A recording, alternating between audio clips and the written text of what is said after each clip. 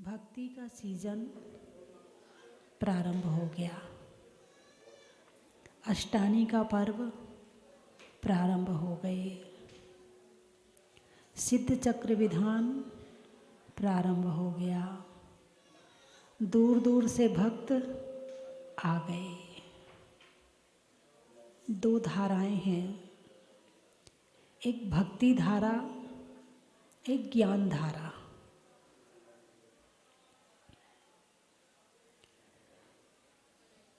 भक्ति में ज्ञान की ज़्यादा ज़रूरत नहीं है।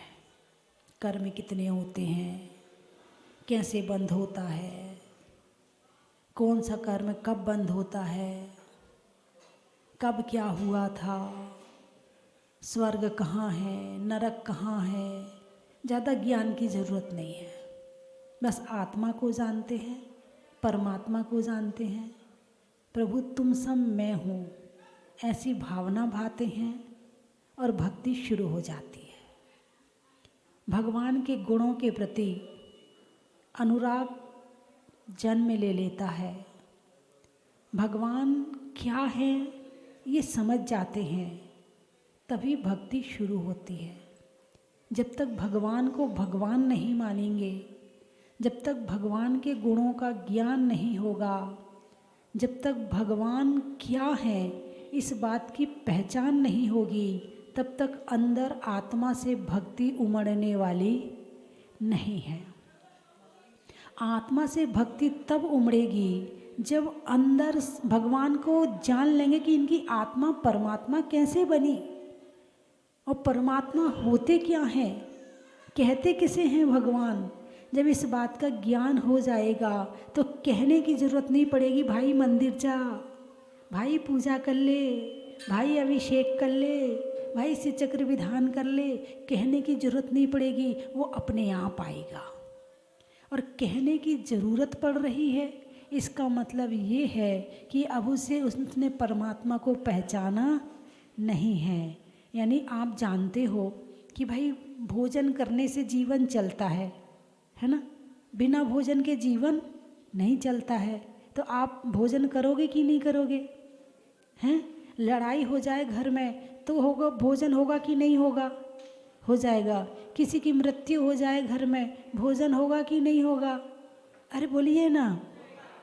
किसी की शादी हो रही हो घर में, भोजन होगा कि नहीं होगा। कहीं आप यात्रा पर जा रहे हो, भोजन होगा कि नहीं होगा। क्यों होगा?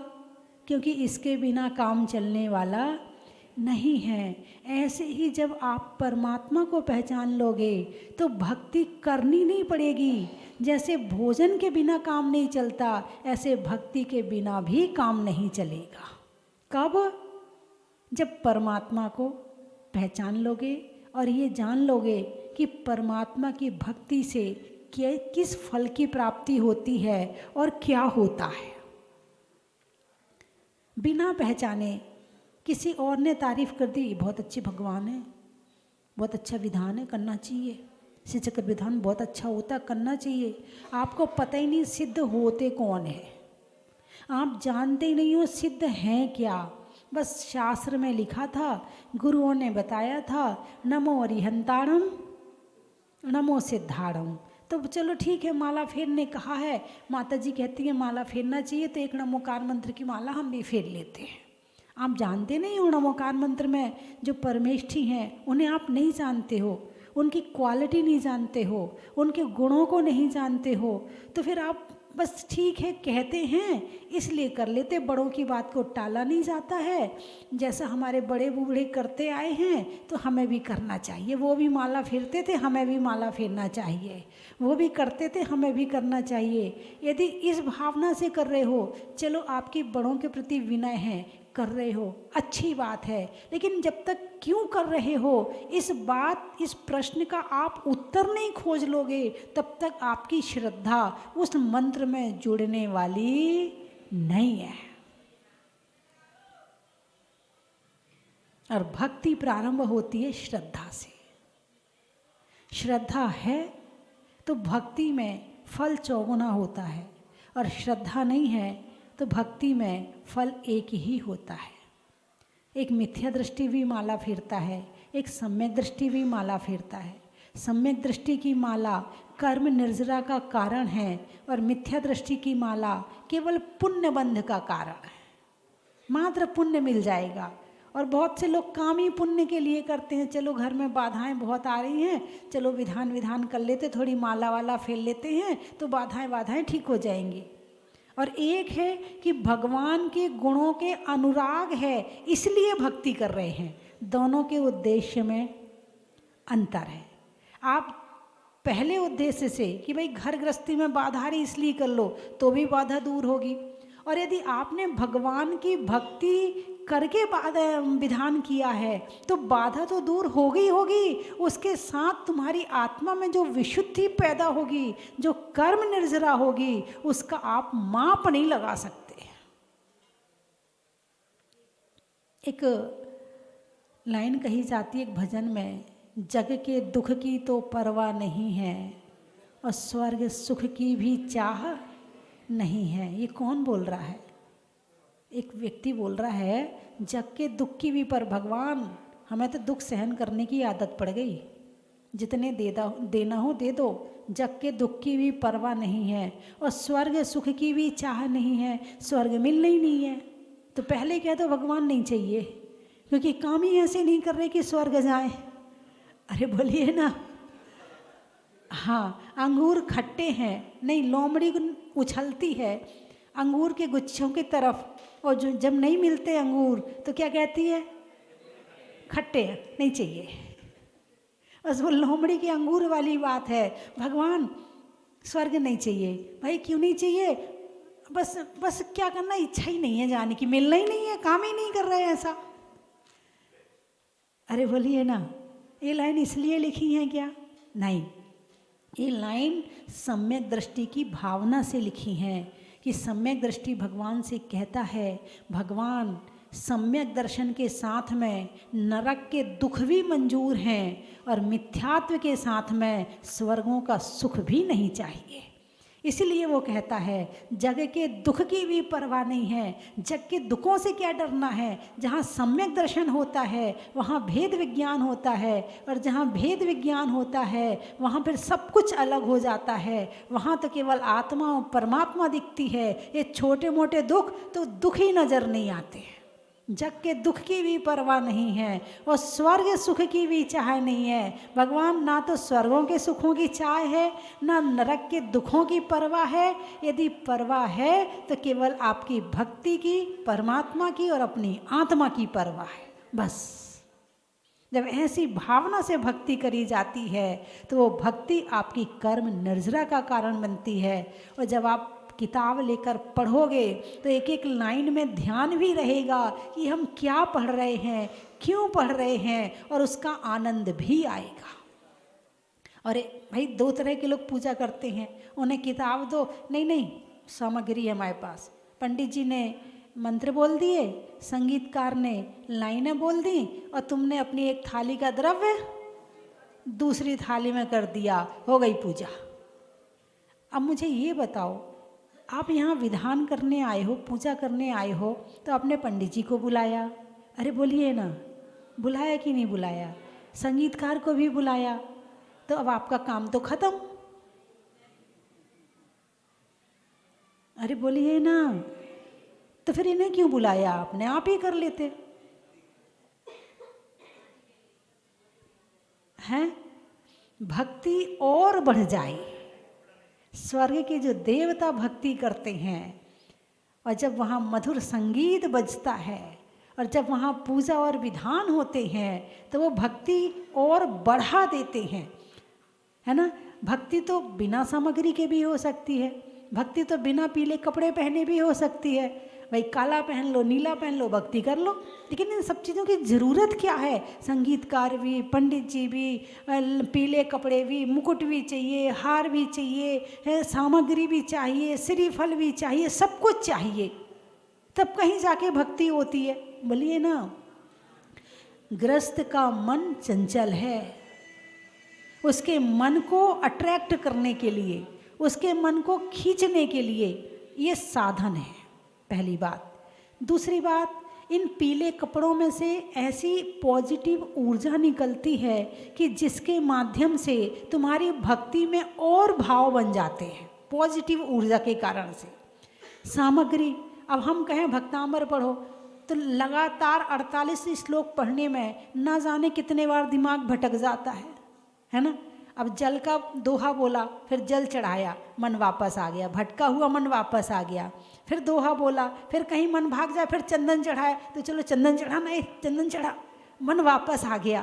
पड़ोसी को कह देते चंदन तो चढ़ा, वो सोचने बैठ जाए तो, है ना, तो चंदन चढ़ाया, फिर अक्षत। तो ये सामग्री तुम्हारी भक्ति को एकाग्र करने में निमित्त है। और तुमने जो कमाई करी है, तुमने जो धन इकट्ठा किया है, उसको करने में जो पाप हुआ है, तो भक्ति के माध्यम से, इस दान के माध्यम से उसका कहीं ना कहीं प्रक्षालन होता ही है। इसीलिए सामग्री है, इसीलिए संगीत है। और बीच बीच में भैया जी आपको भक्ति और बढ़ाने में और आपको बताते जाएंगे, तो आपकी भक्ति और बढ़ जाएगी, विशुद्धि बनेगी और अनेक कर्मों की निर्जरा इस भक्ति के माध्यम से हो जाएगी। कल्याण मंदिर स्तोत्र में कहते हैं, ज्यों ही चंदन के तरुवर पर नीलकंठ आ जाते हैं, महाभुजंगम के बंधन भी झट ढीले पड़ जाते हैं। चंदन का पेड़ है, ठंडा होता है, सांपों को गर्मी लगती है, आके पेड़ से लिपट जाते हैं और टाइट लिपटते, और ठंडक मिले और ठंडक मिले। अब वो तो चिकने होते हैं, खुरदुरे तो होते नहीं, आराम से लिपट जाते हैं, आराम से पेड़ उनसे टच होता है। और जब वहाँ पर नीलकंठ मयूर आता है और वहाँ आवाज़ लगाता है, अपनी मोर अपनी आवाज़ लगाता है, तो जो सांपों के बंधन है ना वो ढीले पड़ जाते हैं और सांप निकल निकल के अपने बिल में भागने लगते हैं। ऐसे ही जब भगवान की भक्ति, गीत, संगीत और पूरे आत्मा के साथ में होती है तो कर्मों के बंधन ढीले पड़ने लगते हैं और निकल निकल के भागने लगते हैं। यह है भक्ति का प्रभाव। तो अब आप लोग 8 दिन भक्ति करने यहाँ आए हैं, संकल्प सूत्र बांध लिया?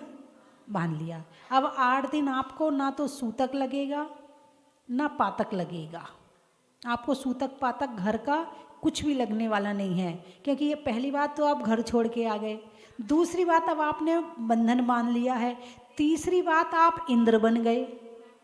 अरे बोलिए ना, किसी कोई सौधर्मेंद्र, भैया जी ने किसी को सौधर्मेंद्र बनाया, किसी को कुबेर इंद्र बनाया, पूरे 16 कर देना, एक को भी मत छोड़ना, है ना। और स्वर्ग के जो इंद्र होते हैं उनको सूतक पातक नहीं लगता। अब आप मनुष्य नहीं रहे, क्या अपना नाम भूल जाना इतने दिन के लिए, आप इंद्र हो और इंद्राणी हो, है ना। और जो कुछ बच्चियां आई हैं वो स्वर्ग की देवियां हैं, अब वो इस धरती के मनुष्य नहीं है, और देवों को सूतक पातक नहीं लगता है। तो पूरे निश्चिंत होके आप भक्ति के साथ में प्रभु की करते हुए, और कहीं कुछ देखो संसार में फ़ोन वोन में उतना ही संपर्क रखना जितना ज़रूरी हो। और बिटिया तूने क्या बनाया, और बहू तूने ज़्यादा तेल तो नहीं डाल दिया, और तूने ऐसा तो नहीं कर दिया, अब 10 दिन के लिए सब छोड़ देना। अब ये सोचना हम स्वर्ग के इंद्र इंद्राणी बन गए हैं, अब धरती से हमारा कनेक्शन कट हो गया है।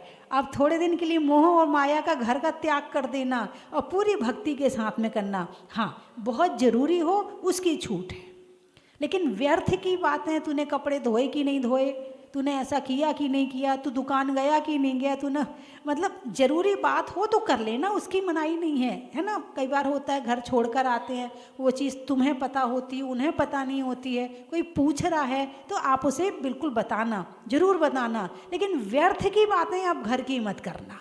ऐसा हो सकता है क्या? कौन कौन ऐसा कर सकता है?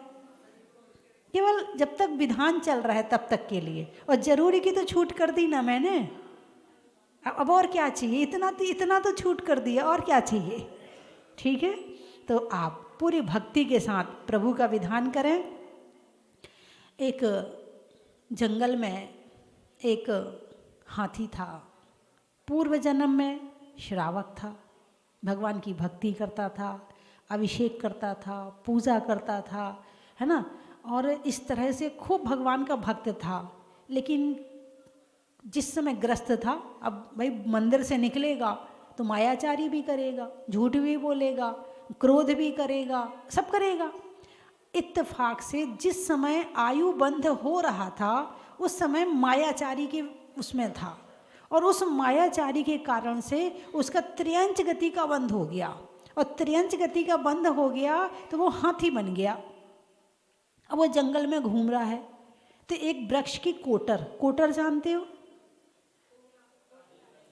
वृक्षों में पहले बहुत मोटे मोटे बहुत चौड़े चौड़े वृक्ष होते थे, और उनके बीच में एक कमरा जैसी खोल होती थी। तो कोटर में मुनिराज भी रहते थे, मतलब इतनी बड़ी बड़ी कोटर होती थी कि मुनिराज भी उसमें निवास करते थे, कमरे जैसी कोटर। अब तो वो पतले पतले से, आजकल के बच्चे पतले पतले हो रहे हैं ना, ऐसे पेड़ भी पतले पतले हो रहे हैं। जैसे बच्चे कमज़ोर हो रहे हैं ना, ऐसे पेड़ भी कमज़ोर हो रहे हैं। और पहले के आदमी भी मजबूत होते थे और पेड़ भी मजबूत होते थे, अब सब कुछ कमज़ोर हो रहा है। तो वहाँ एक जिन प्रतिमा रखी थी, हाथी वहाँ बैठा हुआ था। उसने देखा ये तो प्रतिमा जिन प्रतिमा है, और उसे अपना जाति स्मरण हो गया, मैं पिछले जन्म में अभिषेक करता था, पूजा करता था, ये संस्कार जो ये अभी मिलेंगे ना, ये संस्कार किस जन्म में काम आएंगे पता नहीं है। कर्म तुम्हें भटका के कहीं ले जाएगा, लेकिन तुमने जो अच्छे कर्म किए हैं वो तुम्हें वापस ले आएंगे। तो अब वो उसने क्या किया कि मैं अभिषेक पूजा अब कैसे करूं, तो दौड़ा दौड़ा गया तालाब में। वहाँ उसने तालाब में फूंक मारी, पानी प्रासुक हो गया। वो त्रियंच है, उसके हिसाब से इतना ही बहुत है। वो पानी प्रासुक हो गया, उसने सूंड में पानी भरा और आके भगवान का अभिषेक कर दिया। संस्कार देखो, कोई भी संस्कार खत्म नहीं होता है, आपके जन्म जन्म तक साथ जाता है, इसलिए जितने अच्छे काम कर सको कर लेना। अब आके गया बाग में, वहाँ से फूल तोड़कर लाया और उसने भगवान के चरणों में चढ़ाया और बैठ गया वहाँ।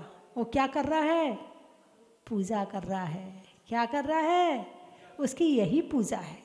उसके पास हाथ नहीं है कि आपके जैसे अष्टद्रव्य की थाली बना सके, आपके जैसे सिद्ध चक्र विधान कर सके, इतनी योग्यता नहीं है, लेकिन भाव उसके पास में पूरे हैं। अब वो रोज उसका यही क्रम था कि रोज अभिषेक करता, रोज पूजा करता, और उसके बाद ही वो जल आदि ग्रहण करता था। और आजकल के लोग पहले पेट पूजा बाद में काम दूजा। होना क्या चाहिए, पहले देव पूजा बाद में काम दूजा, है ना। तो अब हुआ यूं कि एक दिन किसी व्यक्ति को पता चल गया कि वृक्ष की कोटर में प्रतिमा है और ये हाथी ऐसा ऐसा करता है। वह आदमी तो आदमी, दिमाग तो, भक्ति तो खुद तो करता नहीं है, दूसरों की समझता नहीं है। जो खुद करता हो वो दूसरों की समझे। अब उसने कहा अरे ये तो बड़ी अभिनय हो रही है, भगवान पे अनछना पानी जा रहा है, ये तो बड़ी अभिनय हो रही है, और इस हाथी के सामने ले जाएंगे तो ये ले जाने नहीं देगा। अब उसने क्या किया, वो प्रतिमा उठाकर, जब हाथी वहाँ नहीं था तो मंदिर में विराजमान कर दी। सुबह हुई, हाथी अभिषेक करने आया, जिन प्रतिमा नहीं मिली, बहुत परेशान हुआ। तुम बिन में व्याकुल भयो, जैसे जल बिन मीन, जन्म जरा मेरी हरो। ये तुम केवल पढ़ते हो, लेकिन कभी तुम पूजा नहीं करो तो तुम्हारी स्थिति ऐसी नहीं होती है। लेकिन उस हाथी की स्थिति ऐसी हो गई कि तुम बिन में व्याकुल भयो, जैसे जल बिन मीन। वो तड़फ रहा है, परेशान हो रहा है, पानी नहीं पिया, भोजन नहीं किया, 1 दिन हो गए, 2 दिन हो गए, 8 दिन हो गए, नहीं किया, और अंत में समाधि मरण कर लिया, मगर उसने आहार पानी ग्रहण नहीं किया। और यहाँ सब कुछ मिल रहा है तो करते नहीं है। अब वो हाथी मर कर के 12वें स्वर्ग गया। कौन? मनुष्य था तो त्रियंच में चला गया, और त्रियंच ने भक्ति करी तो 12वें स्वर्ग चला गया। यहाँ भाव देखे जाते हैं, यहाँ शरीर नहीं देखा जाता है कि कौन सा शरीर स्वर्ग जाएगा और कौन सा शरीर नरक जाएगा। शरीर से नहीं जाओगे, अरे बोलिए ना, भावों से जाओगे। तो भावों के द्वारा स्वर्ग है और भावों के द्वारा नरक है। जो यहाँ रहकर प्रभु की भक्ति, आराधना, स्वाध्याय, संयम, तप, दान करता है, और वो चाहे त्रियंच गति में हो, वो स्वर्ग चला जाता है, और जो नहीं करता है वो नीचे चला जाता है। और ये मैं नहीं कह रही हूँ, ये भगवान महावीर की वाणी कह रही। तो बंधुओं, आप लोग सब बड़ी दूर दूर से आए। अभी एक बहन जी कह रही थी आपके प्रवचन रोज़ टीवी में सुनते थे हैं। बोले हमारा, अभी पहाड़ पर एक बहन जी कह रही थी, बोले हमारा पूरा मोहल्ला सुनता है। मैंने कहा बहुत अच्छी बात है, ये तो प्रभावना है, जिन धर्म की प्रभावना है ना। तो आप लोग विधान करने सिद्ध क्षेत्र पर आए हो। सिद्ध चक्र महामंडल, इसका अर्थ क्या है? सिद्ध चक्र, इसका अर्थ क्या है? अब आप कहोगे माता जी विधान का नाम है और क्या है, इसका कोई अर्थ होता है क्या? अरे बिना अर्थ के तो दुनिया में कुछ भी होता ही नहीं है। सिद्ध चक्र, चक्र यानी समूह। तो एक सिद्ध भगवान का विधान नहीं है, एक सिद्ध भगवान की आराधना नहीं है। जितने चावल आप इस सिद्ध चक्र विधान में चढ़ाओगे ना, इससे अनंत गुने सिद्ध है। हमारे चावल कम पड़ जाएंगे उनकी आराधना में, इससे ज़्यादा सिद्ध है। तो सिद्ध भगवान की आराधना, कितने सिद्ध भगवान? सिद्धों का समूह, चक्र यानी समूह। ऐसे सिद्ध भगवान की आराधना करने आज आप लोग यहाँ संकल्पित हुए हैं। पूरी भक्ति के साथ में विधान करें, और जैसे जैसे जिनवाणी में लिखा है पढ़ के भाव बनाते जाएं। जिनवाणी केवल पढ़ने के लिए नहीं है कि जैसे बच्चों का स्कूल होता है, पढ़ा, परीक्षा दी, भूल गए। क्यों पढ़ा भाई? परीक्षा के लिए पढ़ा था, परीक्षा आ रही इसलिए पढ़ना है। नहीं, ये इसलिए नहीं है, ये अंदर डालने के लिए है, ये अंदर भाव बनाने के लिए है। करने में अभिव्यक्ति का, छोड़ने में आसक्ति का, और भगवान की भक्ति का। खेत में धान का, शादी में पान का, और होने वाले सिद्ध चक्र विधान का। नदी में नाव का, शरीर में पाँव का, और होने विधान में होने वाले अच्छे अच्छे भाव का। त्रियंचों में बिल्ली का, डंडा में गिल्ली का, और आने वालों में दिल्ली का। जनवरी में जाड़ा का, जाड़े में काढ़ा का, आने वालों में भीलवाड़ा का, बांसवाड़ा। महिलाओं में कड़ा का, भोजन में बड़ा का, और आने वालों में बांसवाड़ा का। बड़ा ही महत्व है। त्रियंचों में काऊ का, बाल कटाने में नाऊ का, और आने वालों में लखनऊ का। बड़ा ही महत्व है। और कहाँ से आए? लाडनू। अच्छा, बात में मानू का, बड़ौत में नूनू का, और वहाँ नूनू करके बोलते हैं, और आने वालों में लाडनू का। बड़ा ही महत्व है। पुनः पान में चूना का, अनाज में चना का, और आने वालों में पूना का। बड़ा ही महत्व है। इंदौर। अच्छा, आम की बौर का, खाने में कौर का, और आने वालों में इंदौर का। सोनागिर में मूर का, और आने वालों में सीहोर का। बड़ा ही महत्व है। बेंगलोर। अच्छा, अंगुली में पोर का, नहीं होने में बोर का, और आने वालों में बेंगलोर का। बड़ा ही महत्व है। मिठाई में मीठी का, और भोजन में दाल बाटी का, और आने वालों में रीठी का। बड़ा ही महत्व है। गाने में सुर का, नृत्य में नुपुर का, आने वालों में ललितपुर का। बड़ा ही महत्व है। झांसी से कौन आ गया? हैं, अच्छा। राजा में दासी का, दान करने में राशि का, और आने वालों में झांसी का। बड़ा ही महत्व है। बॉम्बे, रसोई में तवे का, आटा में रवे का, और आने वालों में बॉम्बे का। बड़ा ही महत्व है। सर्दी में साल का, पूछने में हाल का, और आने वालों में भोपाल का। बड़ा ही महत्व है। घर में दादा का, करने में अच्छे काम में वादा का, और आने वालों में गंज बासौदा का। बड़ा ही महत्व है। हो गए। ईडर, होने में निडर का, जाने में किधर का, और आने वालों में ईडर का। बड़ा ही महत्व है। बोलिए 24वां भगवान की।